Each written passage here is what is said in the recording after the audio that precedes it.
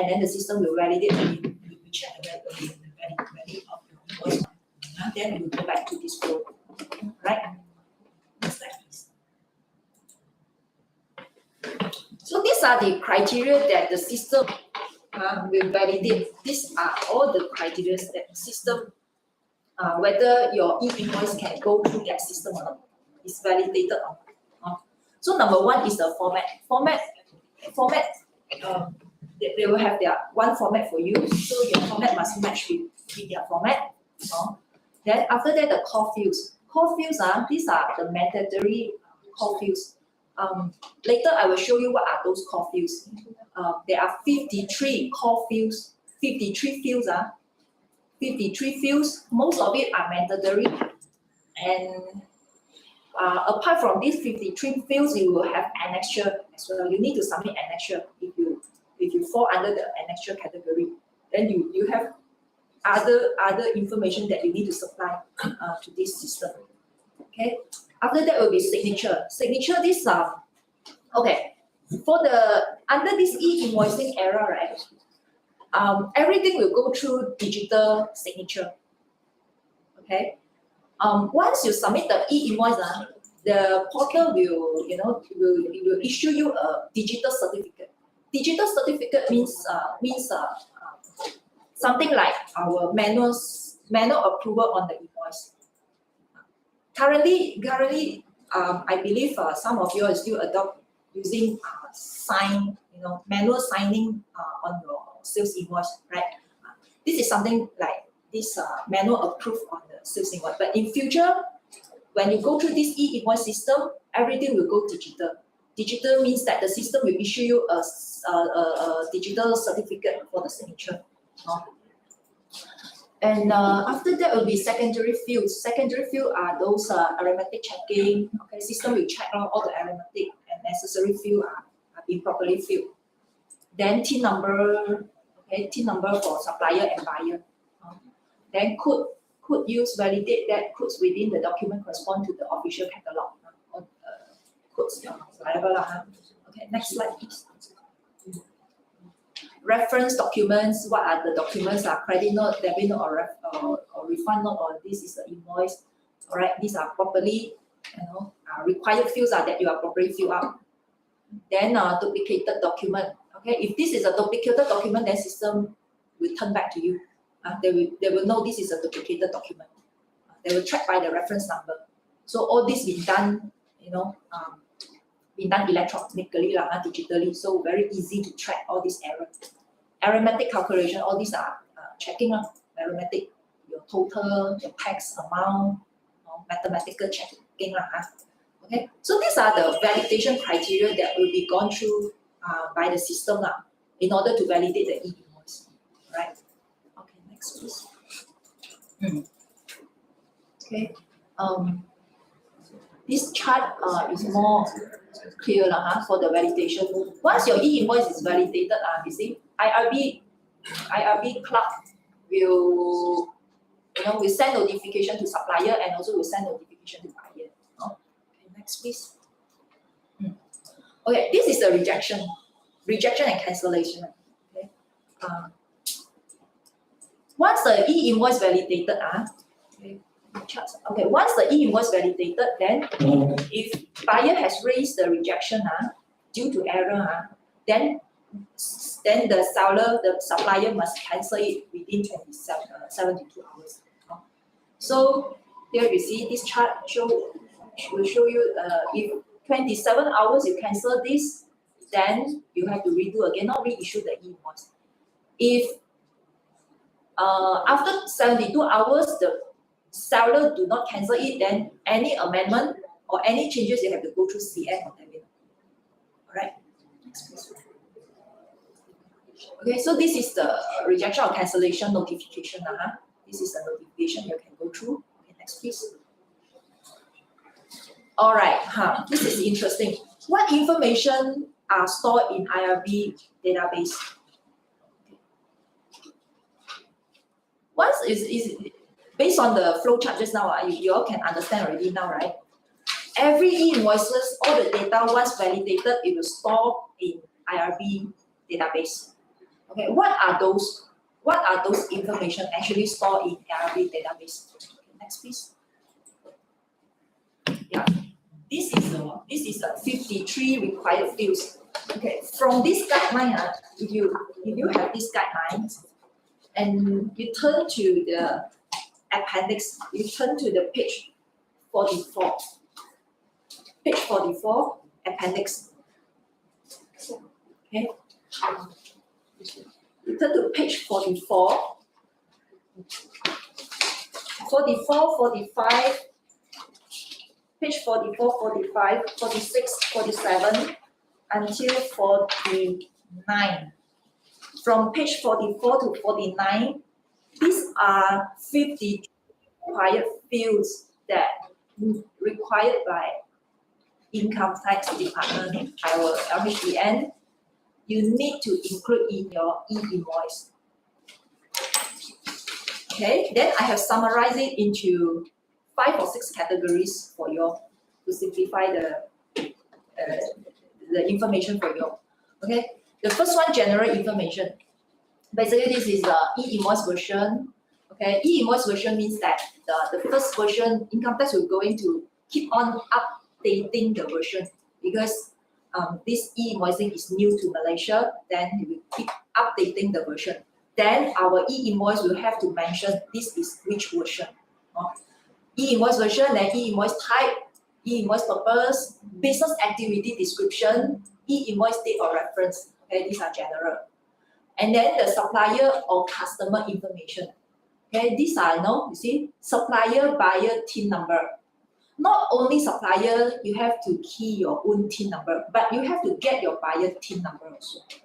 Or all the buyers, you need their TIN number. You imagine in 2027, when this is applicable for all the businesses, include all the small businesses for restaurant or everyone, TIN number, buyer TIN number include those B2C. B2C means business to consumer.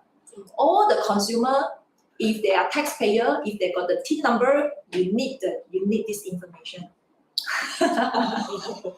Okay, and not only this, you can go further. They need the IC number as well. See, supplier buyer registration number, IC passport number, SSN, SST tourism number. You see or not? So if you are doing business for B2C, then you need to get the IC number from the consumer. Okay, this is a required field. This is a mandatory field if you refer to this guideline. Okay, all the 53 fields, most of it are mandatory. Only a few of it are optional. IC number is one of the mandatory field. Okay, so you can imagine how big data government can collect from this e-invoicing.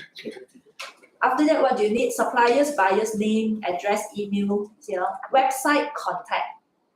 Buyer email, buyer website, buyer contact. Supplier contact, supplier email.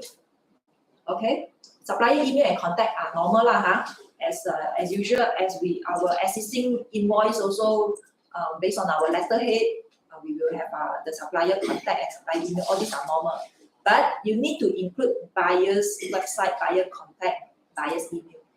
Okay, so you don't have any chance for you to create any fictitious invoice in the future under this e-invoice era.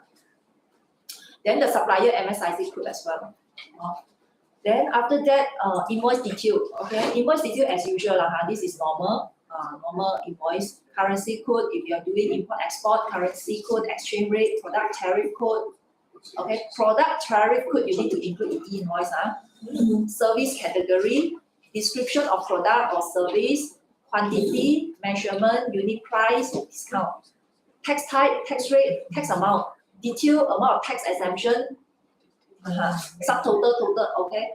So you see, hambalang pao kalia, almost everything that government need from the invoice input the data. Okay, next, please.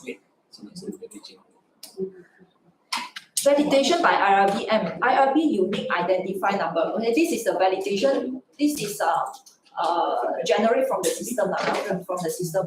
Every unique identifier number, date and time validation, validated validation status. This is the validation. All will be stored in the IRB database. And also digital certificate, digital signature. This is generated from the system. The validation certificate signature. Okay. Then the last one is the optional information. Optional one, you have frequency of billing. If you want to provide more information to IRB, then you are welcome. You let IRB know how frequent you issue the billing, when you issue the billing period, when you will issue your billing.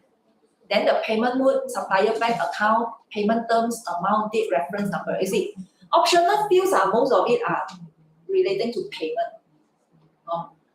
So far, under this guide, this is still under optional. But in future, when the actual adoption, I don't know, in future whether government will update this into required field or not. Because now currently many businesses already using the e-wallet. Your business already attached with e-wallet, and from the e-wallet actually there is another big data there already. E-wallet, you got your IC number, your bank account, everything, the payment amount. So in future, when this e-wallet is becoming more famous, then easily government will have all this data. Even it's optional, but you will be easily retrieve, or easily they will have all this data. Okay, interesting or not? Okay. Anyone, if you have any question, you all are welcome to put up your question in the comment box. Okay. Then I will answer your question. If you have question, then you please put up. Don't be shy. No need shy. And then you can ask anything you want. If you don't understand anything, you can ask. All right. Next, please. Apart from the 53 fields, these are the annexure to invoice. Annexure, you refer to the guide, to this guide, and then you turn to page 50 and 51. This is under page 50 and 51, Appendix 2. Appendix 2. This one, I summarize here for you also. This is mandatory or optional. Some are mandatory, some are optional. This annexure basically is applicable for those buyers and recipient address are different. Let's say, for example, you sell goods to company A, but the company A is your buyer, right? But the buyer requests you to ship your goods directly to his customer, company C. Okay, if you have this type of transaction, means the actual recipient is company C, then you have to annex this information to IRB. What are those information? Shipping recipient name, shipping recipient address, shipping recipient TIN number, shipping recipient registration number, etc. So as long as if you ship the goods, it's not to your buyer directly, it's other than, it's other person, other party, then you have to annex on top of your e-invoice for all this information.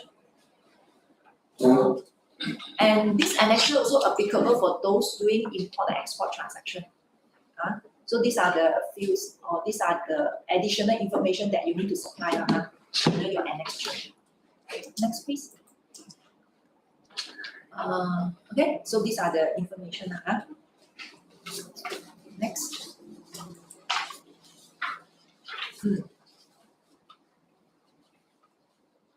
All right. Once everything validated and the clear invoice issued, then the buyer or the supplier, you can retrieve the e-invoice, the e-invoice in this format. You can retrieve either XML, JSON, this is machine readable format, and also you can retrieve PDF file, normal human readable format. CSV also like Excel file, Excel, and also human readable. So you can retrieve either computer readable form or human readable form from the system. Next, please. Yeah. So this is the flow lah. This is the flow how you can retrieve those information, those invoice. This is a human readable invoice already, huh? Okay. Okay. Next, please. This is a sample e-invoice that I get it from the Google lah, because actually e-invoice Malaysia is not the first country adopt it. Asian, we have Singapore already adopted. China and many Asian countries like Thailand, Vietnam already adopted. Similar to Malaysia, they are adopting the e-invoice interfaces as well. They are adopting the e-invoice interfaces. Then these are the sample that I managed to get it from the one of the website lah. So this is sample. So you can see the difference here is the QR code. Based on this is quite look similar to our current invoice format, right? But then more information for the e-invoice, especially the unique one is QR code. Once government the system validate your invoice, then they will give you a QR code. This is a QR code. Okay, and the QR code, of course, inside the QR code, you will have all the XML, all the files, all the format inside. And then next, this is another sample of invoice lah. Okay, next. Okay, so far no question. You see, they just wait for A section maybe. So maybe all the audience giving Miss Mark, don't do all the explanation. Immediate, like just now, Liping, you got any question, we can just raise your hand and ask. No question. So from anyone, no question. Maybe Is it too fast? The captain, because they feel time to ask. They wait for your end, then only ask the question. Or still digesting? Yes, because it's a very new thing to us, and in actual fact, if myself as a layman itself, when I first think of e-invoice, I will just think of digital copy of invoice. I won't think so much about uploading to another portal, then get clearance, after that have to get approval and all. Wow, it's really really something overwhelming that we really need to sit down and digest. So we have a question from Miss Casey. Submission of e-invoice to IHDN is done daily. Based on the income tax their guideline, they say this is instantly. Instantly means you issue invoice, you have to submit immediately. Instantly. They will validate instantly or near instantly also. They validate instantly. You submit instantly means that before you pass your invoice to your customer. Currently, when we sell good to our customer, we raise the invoice and then we will give to our customer, right? Yep. But in future, when you sell goods, you have to go through each invoice, validate everything. IRB will instantly validate your invoice. After that, buyer retrieve the invoice from the system. Oh. That means before we issue the invoice, we need to validate with the IRB. Yes. Then before you send out. Yes. That means that after you send out, you want to amend it, you need within the 72 hours. Yes, right? Correct. If not, then we will need to issue the cabinet or the to the customer. So everything is there. That means that in the future, you cannot simply to issue the invoice right to the customer, then you amend it or cancel it. Yes. You see that now also got a lot of issue that the customer, they always say, when we issue that, they say, this is a wrong item this is not correct item or they want to return, right? Yes. Ask for cancel the invoice. After the 72 hours, then how we do? Should be in the credit note or debit note. Credit note. Yeah, if you want to cancel it within 72 hours, you have to do it. And even in our practice, our own practice, we have our customer to strike our fees to take their own discount and then they cancel their amount and then they Yes. write their own amount to us, you know. Yes. Yeah. So- Always a lot of the trading company they do that, no. They don't agree with the pricing. Yes. They just cancel They it cancel it. and they just pay the amount. Yeah. Right. So in future, under this era, in invoicing era, you are not allowed to do so already. You are not able to do so. It's good to the supplier. It's good. This is a chicken and egg question. Depends how you trade. It's really you are doing the real business or everything in the transparency. Yeah. Then this is a very good platform. Yeah. If you do the hanky-panky business, then you will be caught on the trouble on this system. Yeah, it's true. Right. So I think they have another 2 questions from the ground. Right? Yes.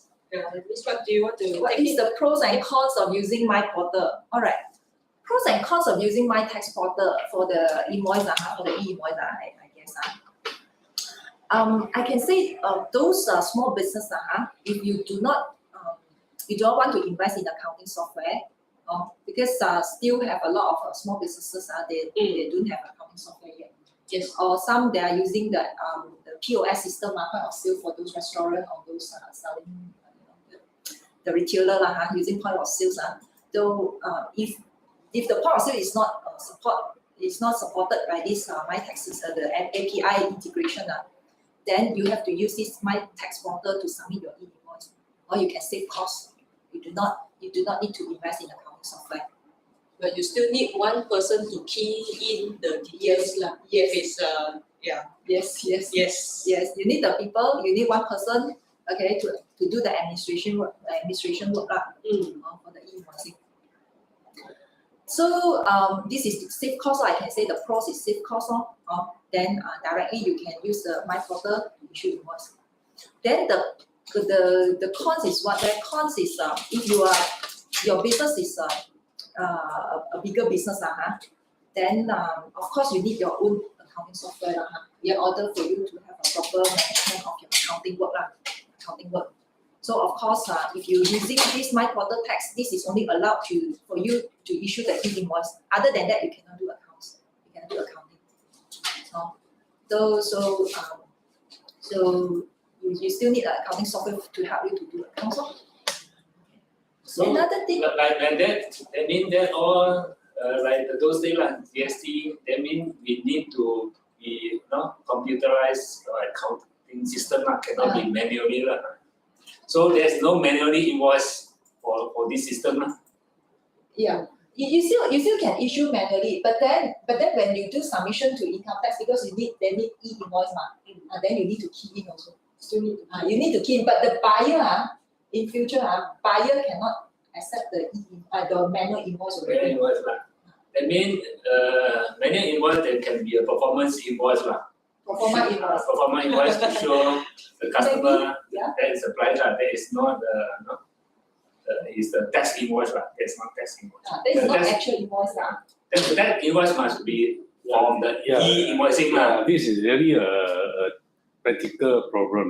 You Yes. can imagine all the hawkers, coffee shop, how to expect them to all install in the computers or what? So this is another problem coming against like we start implement the GST we are shortage of account clerk. Yeah. So everybody going to preach Just like about the 2027, there will be a practical problem. bigger problem. So if like that means our industry players must be get ready in advance right? Cannot be in the last minute like those in GST So we are caught in this problem, then the IRB was going to fine, we are do the wrongdoing, right? Yes. But you say I will expect that before implementation or in 2027, there might be some what they call conversion period, transitional period or whatever to get all these taxpayers aware of these things. For example, hawkers. You don't expect them to carry all the computer or laptop everywhere to watch. They have to train them up, and then most of them are old age. Most are seniors.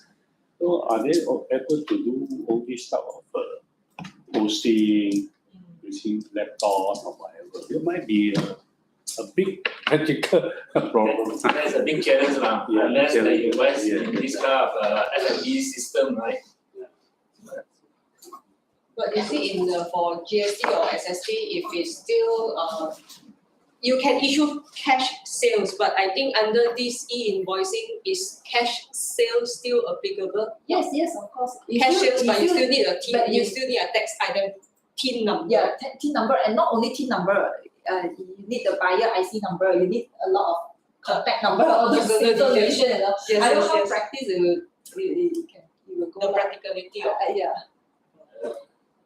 I think we go back to the another 3% in the four, right? We try to answer them before we go to the further. Okay. okay. I think the one question from Mac is sample ship FOC. Sample ship FOC, how to handle it? What do you mean that? Oh, because in our line of business, manufacturers or trading, sometimes we have to give free samples to customers for testing. Okay. And then most of the time, we will have maybe an invoice but zero value. Because it's a free sample, we don't Yes. charge them. Yes, understand. So if it's they still have to go through e-invoicing, so submit zero value invoice, or how does it go? Okay, a Yeah. very good question, and also very practical question. I believe you have to include this information into your invoice, as this is a free sample FOC item, like earlier, like the previous GST era, right? If you have free sample, then you have to mention this is a free sample FOC item. Then declare as zero value. Yes, yes. I believe so lah. Can we declare in the zero value in the invoice? as a sample? FOC, I believe so. I believe can. Because it's a free sample. Yeah. But you have to put the description clearly in the invoice. Yeah, I think that one yes, and during whether it will work or not, we will only know at Correct. Because the item, what are the items that this is FOC item, and then the item code or whatever must be very clear. Mac reply there is no zero value, or Mac can show us or can she explain a bit more? No zero value. Yeah, if you don't put, you just put FOC. So there's no value. So there's no value. But Oh yeah, Mac is fine.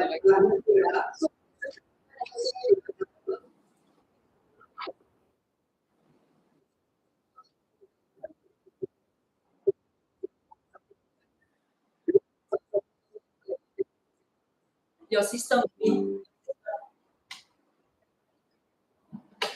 clearance custom clearance or you cannot put zero value lah. Yes, That one is for that one is for export lah. that one is for Mac trying to export, yeah.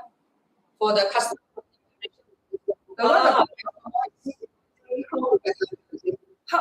How you prepare the invoice currently?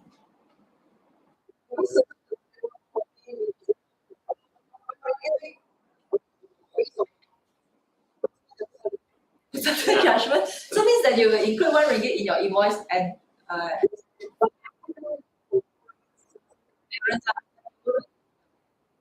but you won't collect the RM1 from a customer, is it?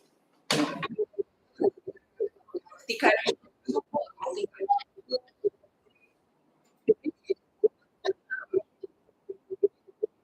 Okay. Income tax.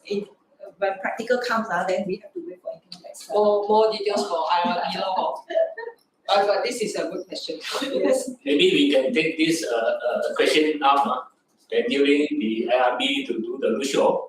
So can be question them because this is not the platform for Ms. Park to answer these questions, right? I think MRPMA secretary can take this question up. So in the future, the IRB have a roadshow, then we can be brought up this question to IRB to answer. Okay, Ms. Park?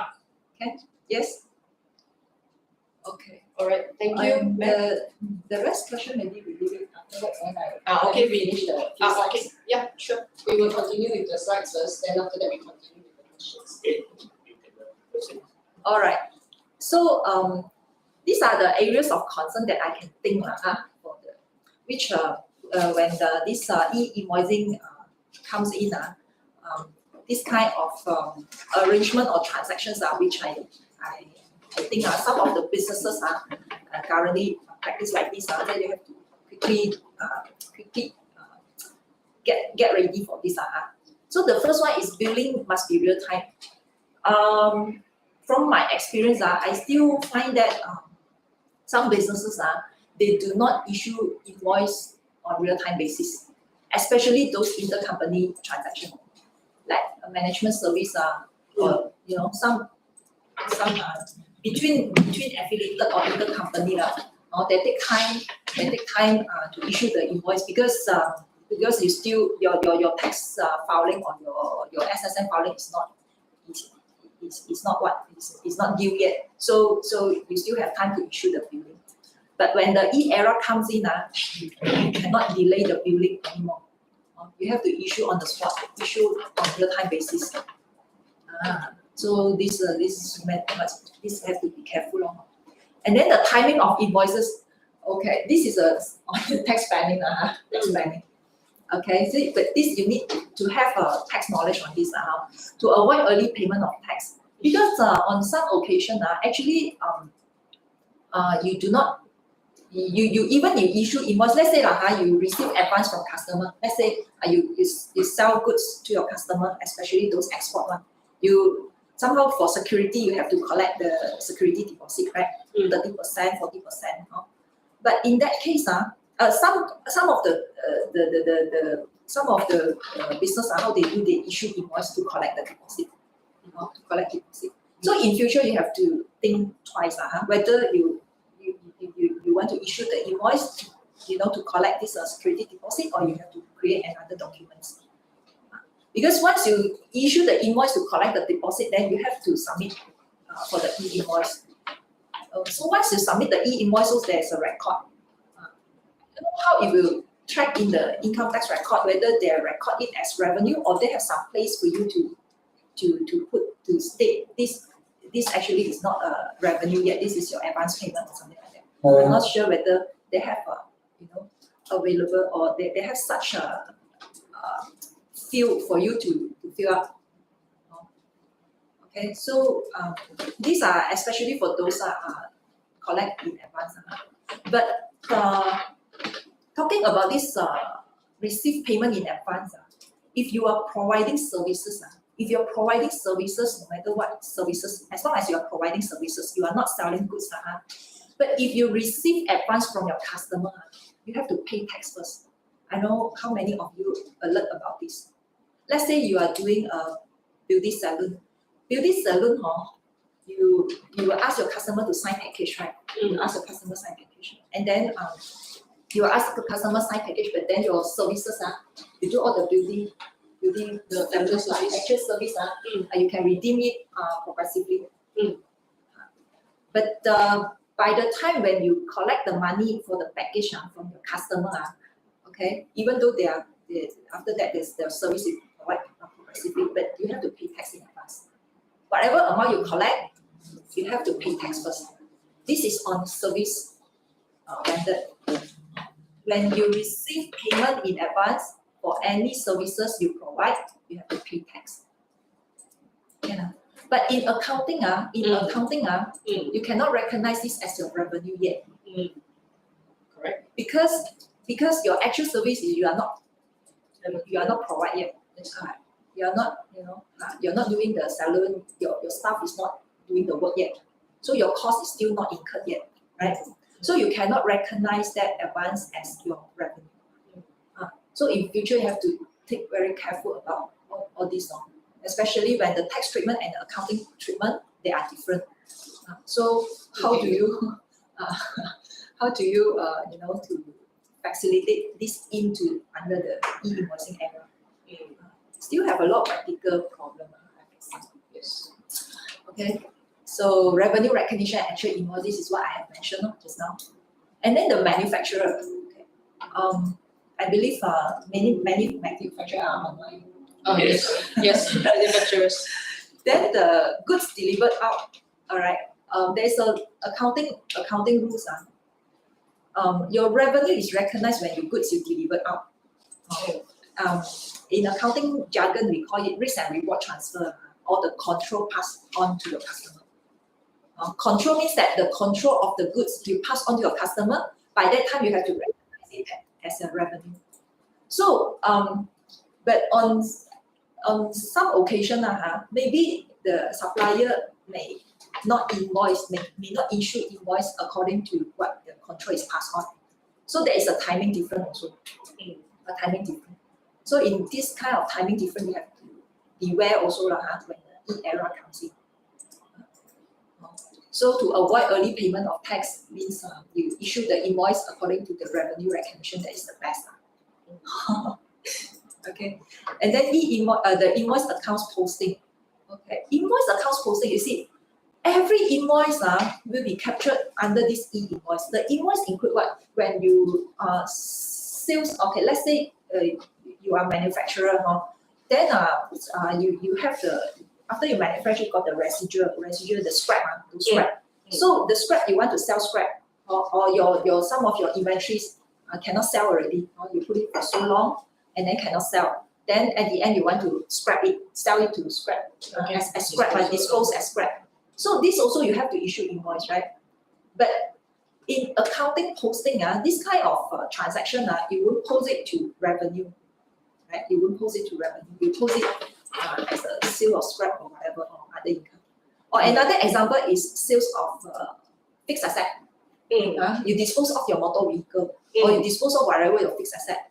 All right. So those are, disposal of fixed asset is different tax treatment as what accounting treatment. So disposal of fixed asset, you have to issue invoice as well. So these are all the non-business transaction according to income tax guideline. You need to submit your e-invoice also. Once you issue your invoice, you need to submit e-invoice also. So this kind of non-tax, the tax treatment is different from the revenue treatment. So you have to take care about all this kind of transactions. When you issue invoice, you dispose the fixed asset, then you submit the e-invoice. How the e-invoice system will capture this transaction, whether you capture it as a revenue or capture it as what. Okay, so I'm still not clear yet at the moment it's not clear yet. Right? And then the current dilemma, supplier backdate invoice. Okay, this is where I experience a lot from my experience. Especially those the contractor in the construction industry. The main con used to backdate the invoice. When the contractor they submit their claim to the main con, and then the main con not immediate approve your claim, certify your claim. So, but sometimes some main con they already approve your claim, but then they don't release their invoice to you. They don't release their certified payment to you. But until certain time, because of their cash flow, they don't have cash flow to pay you. Once they certify you, then they give you the certified payment, means that they have to pay you already. But due to their cash flow problem, so they will hold the invoice, until their cash flow allowed, that they will give you the invoice. But then by the time you receive the invoice is backdated on. The buyer, when you receive the invoice is backdated. So this one is allowed in this e-invoicing? I think no, you have to do adjustment. This kind of situation will be very challenging under the e-invoice era. So even though you have to manage your cash flow, then by that time, maybe this is not a good way of doing to delay to manage your cash flow. These are more on the cash flow management for the main contractor. You have to think other way of doing it already. Okay. Then the purchaser receive invoice late or receive backdated invoice. This is the one that I mentioned. Customer request to delay invoice due to delay payment. However, good already delivered out. This situation also got one. So customer they ask you, hey, even I have received your goods already, but then you don't give me invoices. You give me after that because now I cannot.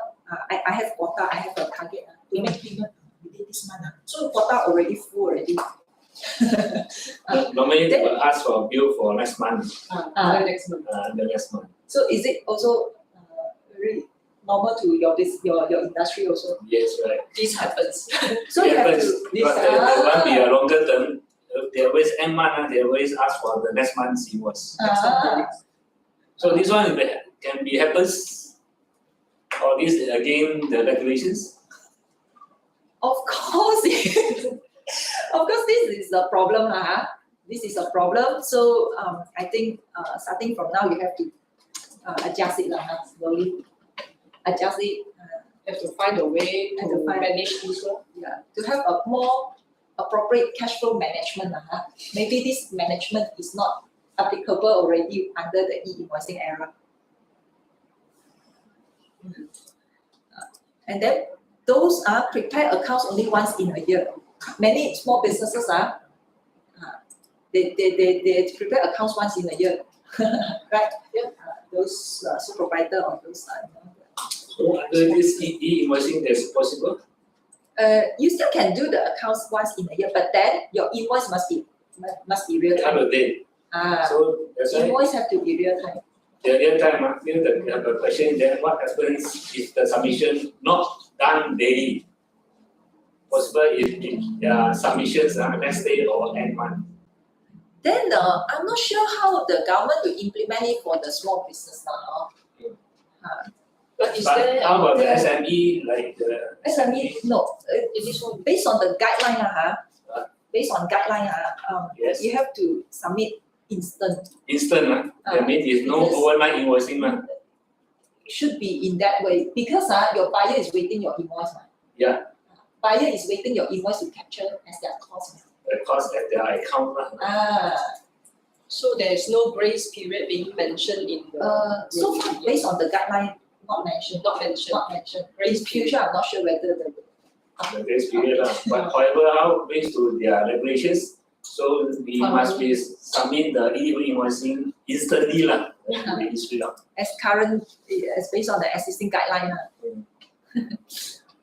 Okay. Okay, no choice, then we need to follow the regulations.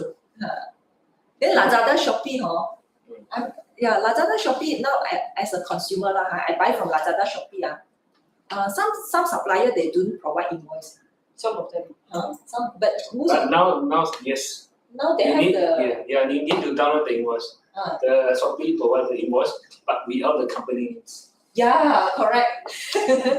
And the Shopee, But still some supplier, especially overseas one, some still don't have that. But based with the system, But some still don't have. I think Yes. Most of it, you need to go in after you receive it, Lazada, then you log in again, then you only can receive the invoice. After you confirm the receiving. okay. Ah. But I know that when we make payment, the bottom there, they got a place for you to request e-invoice. Yeah, I'm not e-invoice, request the invoice. the one still not yet, unless you confirm you receive the good, then you log in again, then you can download the invoice. Okay. Next please. Shall we stop at? I think Because so, we started okay. late just now. We started late. I think we can do the answer another questions from SCA. Okay, then let me finish the slide now.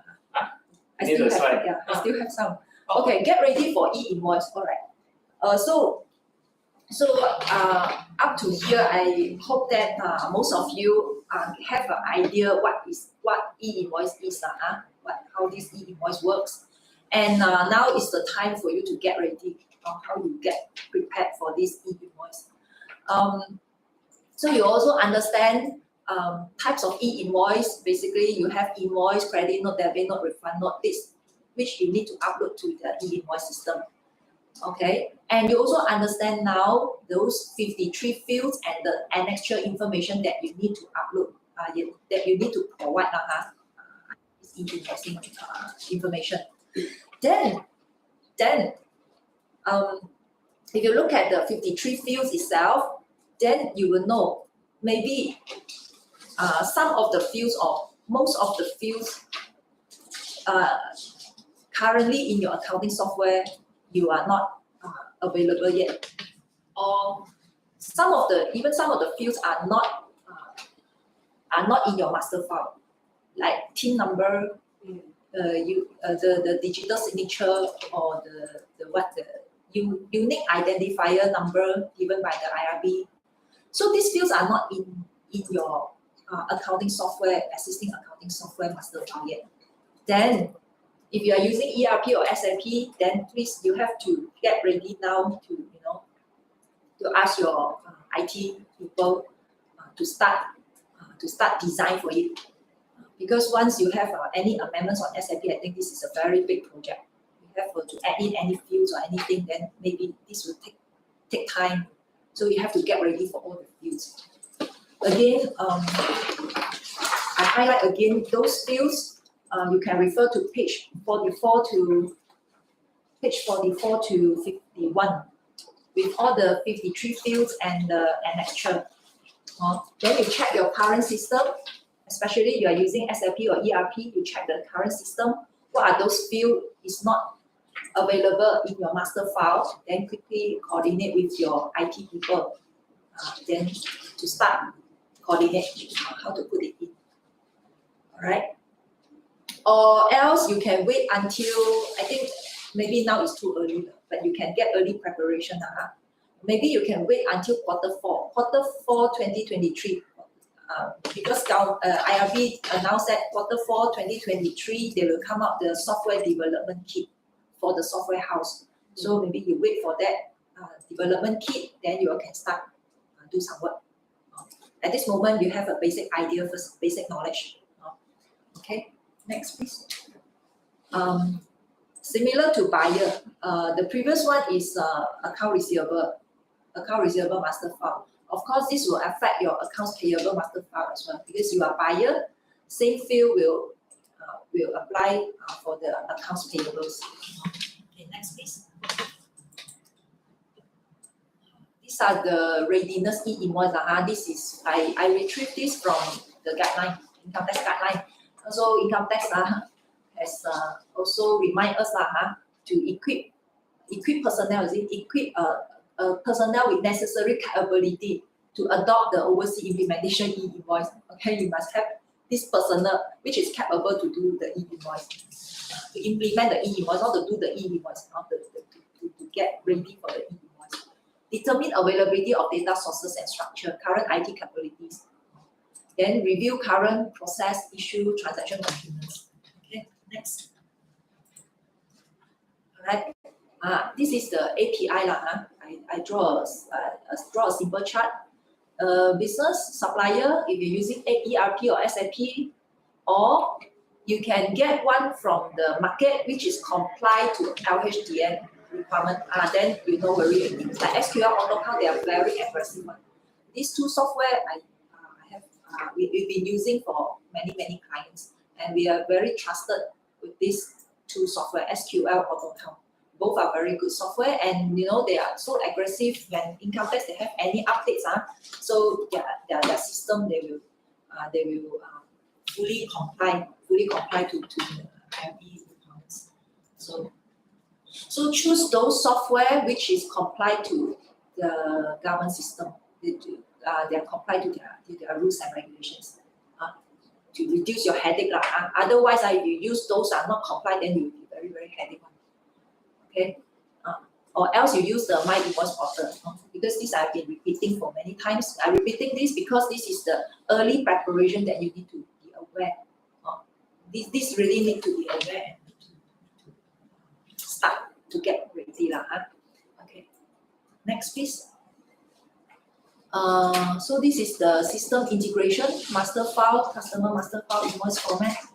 All right, I think I have explained this already. This is for you to read on. Okay, here I want to explain a bit on PEPPOL. What is this PEPPOL? You see the last one, connect to PEPPOL. All right, this PEPPOL is what? This is a Pan-European Public Procurement Online. In fact, this e-invoicing has been adopted by many countries, especially European country and US, China. They've been adopted this for some years already. For the European country, they have using this network called Pepper network. This is an online network. This online network is facilitate this e-invoicing. Okay, how it works okay, I'll show you. Next, please. This is a chart. Okay, I show you a video first, then I explain. Then can you go to the link? Yes. I show you how this Pepper work for the e-invoicing.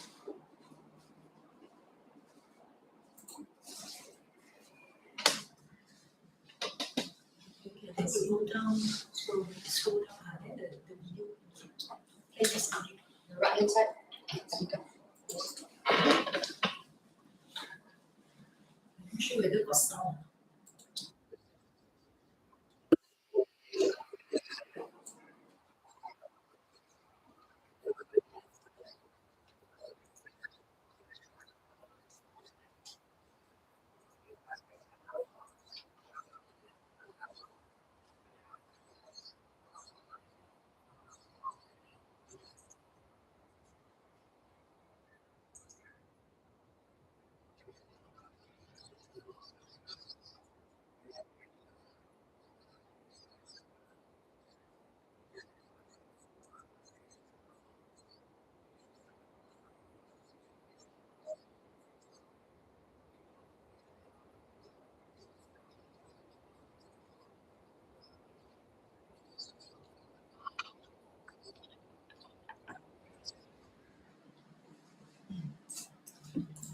So, go back to my slide.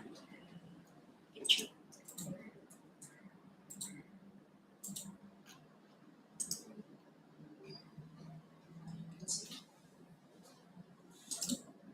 Okay. So this is how Pepper work to doing the e-invoicing basically you see this business. I also imagine because I never use and I try to understand it. Yes. Okay. Still new. Still new. Yeah, very new to us. Very new to us. Yeah. So this business we create the file which is human readable PDF invoice right? But we need a converter to convert this human readable to machine readable, which is XML or the JSON, which our income tax accepted file is XML and JSON. Of course, there are other computer readable like Java or something like the one programming I do not really know. Then okay, so we need these tools to help to convert this human readable to machine readable. Okay, so this Pepper is the network which allow to convert it, to machine readable. And then once you got the format XML or the JSON, then it will go to the government system, tax authority. All right, and then from here, tax authority system will do all the validation. Then once your invoice validated, then it will send out the notification. Okay, then this validated invoice will go to the recipient. Okay. Then this Pepper is helping the tax authorities to simplify the process. And then our software house like SQL or AutoCAD, I still I'm not sure how they will work on it but they have mentioned this Pepper but they have also mentioned not sure whether our government will adopt this Pepper in our government. In Malaysia we use this Pepper or not. Okay, so I think my sharing, all right. I have done my sharing, all right, and do some advertisement. This is our Facebook. We have Facebook sharing every Thursday night, 8:30 to 9:30, which is free in Mandarin. In Mandarin, this is a free session for sharing. We share all the updates relating to accounting or tax or common issues relating to accounting, tax planning. Okay, quite insightful sometimes. Those sharings. So you all can join our Facebook. And you all can like and follow our Facebook. Our Facebook page is GSMI Academy. You can scan this code. You scan this code and then direct you to our Facebook page. Then you can like and follow us. Once we have any live, then you will receive the notification. Then you can follow our live. Okay. From the live, you can ask a lot of questions. We will answer. Most of the questions we will answer. If we do not know, then we will answer you after the live. Okay. So we proceed for the Q&A. Okay, thank you, Ms. Park. There is a question from Ms. Patsy. This on the export invoice. Because like you say, goods out then comes with invoice and maybe packing list or delivery orders. So there may be changes until the vessel actual departs from the port. This one, how to capture? Okay, very practical question and interesting question because the customer is overseas customer. Overseas customer, they may not connect to our HDN website for the system, the e-invoicing system. So how do they want to reject through the e-invoicing, right? Yep, that is also one of the questions. Yes. Right? Yeah. So that's why a very practical question, and we shall wait for that's further guideline of this. Or wait for further guidelines. Yeah. Because based on the existing guideline, the changes can be made within 72 hours. Any changes after 72 hours will have to go through debit note or credit note. In case, if your case, when the vessel sailing or arrive at their part already more than 72 hours. More than 72 hours definitely. Yes. So by in that case, you have to go through debit note or credit note based on existing guidelines. Yeah, I think for this one, I add one of this, mostly for the export invoice, we are going to bill for the customer, we issue the performance invoices, right? To make sure everything's in line. Okay. Then other than that, we only issue the actual invoice. During customer evaluation, we already have to submit our invoice. Yeah, submit the invoice, that means that is based to the what currency we are trade with our overseas. Right? The invoice can be in dollar, in yen, whatever, right? Yes. So that definitely because there's a currencies fluctuations, that's why the actual value when they already pay the payment into our account, then only we can see the actual value, right? At the time, then we only can do the adjustment, right? Okay, in that case, I think the pro forma invoice will still be applicable to use for the export documents. Yes. So once everything confirmed, then only you issue the actual invoice. But here is the technical part, a bit technical especially for the export in accounting for revenue recognition. Revenue recognition it says that the control of the good pass on to your customer. Then you have to recognize the revenue. Correct. So when you control pass on, you recognize revenue, then you have to declare income tax. Okay. But the control pass on it always based on the shipping terms. Shipping terms. Yes, on the Incoterm. Yes. Yeah, import terms. Shipping terms. Shipping terms, yes. So you have FOB, you have CIF, or you have whatever CNF or whatever. It depends on the risk when you pass on to your customer. So here also a bit tricky because every time people will miss out this because the export or the export department they are not accounting. They don't have different department. They don't have this accounting knowledge. So they will issue invoice based on whatever the existing practice or existing practice. But then the invoice date may not coincide with the accounting recognition, the revenue recognition date. So here's the a tricky part also, which you need to study this very carefully in future because the e-invoicing era, right? When you submit your e-invoicing, I'm not sure this e-invoicing once submitted, this is treated as a revenue by income tax, or I believe not because e-invoicing is e-invoicing, revenue recognition is e-invoicing, revenue recognition. Income tax declared is based on revenue recognition. So I don't know how the IRP in future will have this kind of the adjustment on this part, where the invoicing and the revenue, when there's a timing difference between the invoice and the revenue recognition.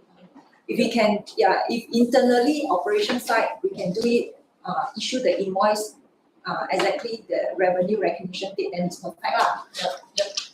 But you have to process this knowledge. you have to have this knowledge and a feasibility study on how many terms of shipping terms you have and what terms of shipping terms when you are going to recognize the revenue. If you carry out this feasibility study, then your invoicing you have to issue invoice based on the revenue recognition date. Then this is the perfect one. Or maybe they will give more clarification on this later hierarchy. Yeah, we wait for that. Yeah, we wait for that. See whether income tax will go so detailed on this or not. Because usually these accounting technical ones, they may not look into this area. But in this e-invoicing, are they cater for the other currencies, just Yeah. like US dollars? But for the foreign companies, exporters, their customers might not have TIN number. TIN. Because it's a required field for this. But As their customer. I'm not sure how our income tax will, to link up with the overseas customer or buyers or suppliers. Because if the other country they have adopted the e-invoicing, they have their TIN number. They have their own TIN number, as similar like our TIN number. So you see, this is this e-invoicing is one of the way that coincide the international trade. They will link up to the international trade. That's why. But so far, we do not know because it's very new. It's still very new to us. Also, we have no guide yet how IRB is going to link up with the other countries. Because PEPO is one of the system network which those who participate to those system, to those network, to the PEPO network, then the information is there already. So you know the information can the tracking. When the information is linked up like the same database, when they can talk to each other, I think. Yes, that's right. So that's why now we are not sure how our income tax, whether they want to adopt this PEPO or how it works. That means that we are not really know yet our IRB will begin to link with the PEPO. Yeah. If you will link with PEPO, that means however our information will be shared to others countries. Correct. Then this will be impact, however the height their sales in the overseas. Yes, correct. So these are commercial, intelligent, of Chilipam will be linked up other countries. I mean that our business information also leak out to other country lah. It maybe it could be. they are not really protected, right? Effectively, that is the It's the this is purpose. the real thing. The issue lah, like what currently the semiconductors business, the American ask them to disclose everything, right? So that they can be controlled. Yeah. So maybe this also will be, affected our business and global business. Yes, it's true. But Singapore is voluntary. Voluntary, Singapore is it's voluntary, it's not compulsory. It's not compulsory. But we don't know yet how is a Malaysia do this Yes. exercise. Yes. So we see and wait, see what is our action from our Malaysian government. Correct. So what we can foresee now is that in future, all these transactions are transparent, more transparent for all this business trade, global trade, will be more transparent. But we don't know that whether it's good or bad for us. You see, that's how you mentioned that. I mean that every company they have their TIN number, right? TIN number, yes. So next time all the invoicing you must be type in the TIN number. Like even we go to our restaurant for makan, ask for the invoice, we also need to inform them what is our TIN number. This is what they mentioned in the guide. TIN number, IC number also. IC number also. Okay. Okay, I you mean see the- every single expenditures we spend in whatever that means we need to declare. Even we are consumer, we also need to have our own TIN number. Then also we need to disclose our IC number to the restaurant or whatever. based on the guide. You see what? You see our e-wallet, right? Yes. We register our e-wallet, we have to put in our IC number. Correct? Yeah, to identify our ID. Yeah, they definitely will have our data already. Yeah. Then if we pay e-wallet, if they want to retrieve the data, Actually, they can. will have. Unless we don't use e-wallet, we pay cash. Yeah. So however, now we use digital payment, that means then the government can be traced back, however the payment they make. They have the data, but then how the efficiency to link up all the data? What platform or what network to link up all this data? So 好像很恐怖哦。 It is maybe a way to improve transparency, I would Yeah. say. But it's just that so as previously I thought, before I attend this webinar, I thought that I haven't reached 100 million, I can stay cool first and see how they go. But if one of the stakeholders they are under the 100 million, so I will be affected also. Yes. Yes. So cannot run away. They will start to ask for information and Yes. yes. That means even though if my supplier is under the 100 million category, when the e-invoice, it will be sent to us through my portal, or we have to go and retrieve ourselves. If we retrieve ourselves, we will need to have the access, the login access as well. Definitely, I believe the buyer will be notified because based on their workflow. The buyer. Once the invoice validated, buyer will be notified. You got the invoice. Then the supplier will have to inform the buyer I believe we have to inform once the invoice is validated. Okay. Both ways. Both ways, so we also have to, as the buyer also we have to take note of this. Difficult to run away, I would say. So I got a question to Ms.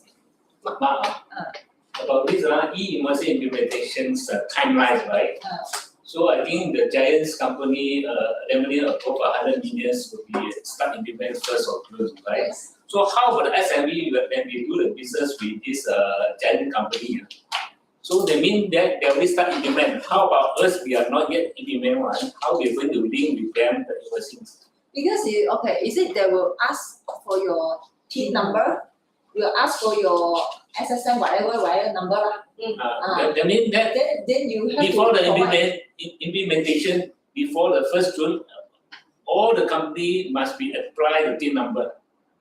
Yeah, will be assigned automatically. Automatic. Your tax number is the PIN. Tax number already. Tax number is the TIN number lah. Okay. But they change the alphabet. For companies still remain the C. For individual, they will change to IG already. For let's say the sole provider, last time is OG, now OG and SG. Now they change to IG. That means our income tax filing number lah. Yes, That is our yes. TIN number lah. Yes. For the person lah. Yes, yes. TIN number is the For the company also same lah. However, our tax income tax number is our TIN number lah. Yes. So it's not based to our SSM register number, Register number also another required fee. but so many TIN number. SSC number also another required fee. SSN number, SSC number, your custom if you're doing import export custom number. I mean, last time, whatever the invoicing, we need to remember or we need to get all the TIN number, register number from our customer lah, as a data Correct, bank. yes. Yes. Yes. In the future, the TIN will be the very important. They will replace every number in terms of tax issue. That issue lah. So at the current stage, they use our income tax number as a TIN number lah. Yes. Meanwhile, they also request our SSN number, our IC, Yes. whatever as a reference lah. Yes. Oh. As additional information. That means that we do the by 1st of June, we start work business with the giant company. Even that we are not ready to implement for this e-invoicing, but we need to get ready. Provide. That means we provide, we still to do exercise, right? Then we need to update our ecosystem also. They mean that they income tax already know how much you sold to them or you buy from them. Okay. So they mean you're not registered yet, but the IRP already know how much you sell how much of revenue? How much your transaction It's all the giant company lah. whether you are potential good taxpayer or not, you are potential. Okay, it's very interesting that. So whatever our business we cannot hide lah. Okay. So this is a quite big challenge lah. A lot of things we need to update lah. Especially we need to identify, even we are the consumers. We also need to identify our income tax number to all our Yeah. when we consume Consume, I see number. yeah. I see number. I see them. Finish the Finish. Yeah, still like, This thing live is under the Q&A session. yes. So I think here also got one question from Jeffrey Ong, right? I think we Yeah, Jeffrey is asking whether MRPMA can send updates or not. I think as and when we receive updates, we will disseminate to our members lah. Yeah. And of course, I would like to I'd like to have a shout out. If let's say you are very interested to hear more from Ms. Mark and the team, do let us know, and then we can arrange with Ms. Mark and the team to have more webinar like this. Yes, Sure, please let us know. Then we see how we can collaborate. And I know some also very shy to ask questions today, so maybe they will text us, and if anything that we can help, we will also help out lah, and also pass the message to Ms. Mark. And you can see that GSMI Academy, all their contact details is there. So if you have anything, and you can ask even during their Facebook Live. Yeah. Come in. Come in and ask.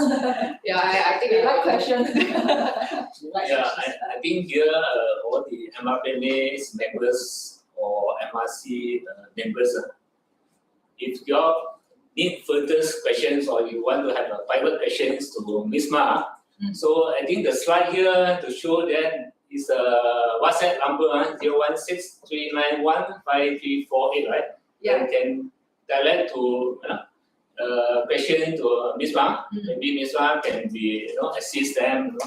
Sure. Or guide our industry members on this e-invoicing. employee also on the line. Employee that work in the rubber company, no. Yeah, here all is a rubber company, yes. It's our members and also a member of Malaysian Rubber Council. I don't know whether it's him or it's her, no. Employee, so it's POH. Oh, POH, yes, different person, sorry. Okay, if there's no other questions, I would like to take this opportunity to thank. You will send out the survey form? You will send to the Latest, whatever the register one, we send the survey form to them. So please feedback when the secretary to send the survey form, please feedback. Yes. Right, in future, what kind of coffee talk, you are interested or you need to further know about e-invoicing, maybe we can conduct another coffee talk about more in details, right? E-invoicing part 2. Part 2. Okay. Because definitely here is a very generous information. Actually, it's very informative to our industry player as well. Yes. So it's very thanks to Mr. Hao and the Ms. Mark, right, to give more input and the cooperate with the associations.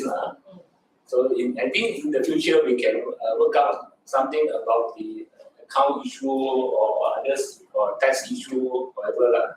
Coming budget. Budget is in October. Yeah, the coming budget. Coming budget, right?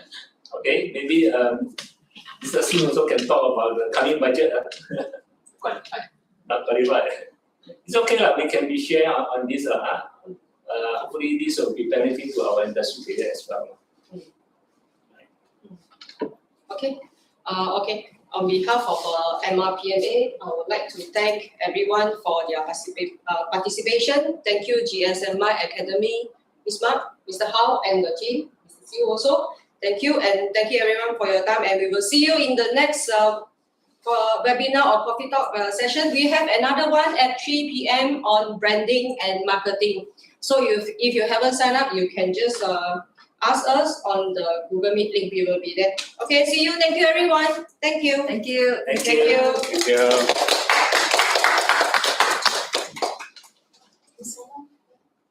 Yeah. So, Mr. Hao. Yeah. As an associations, we send you one appreciation tokens for today's coffee talks. Oh, I got this one. Miss Ma. 不要在这里，我帮你们拍照，一起来。这里一起吧。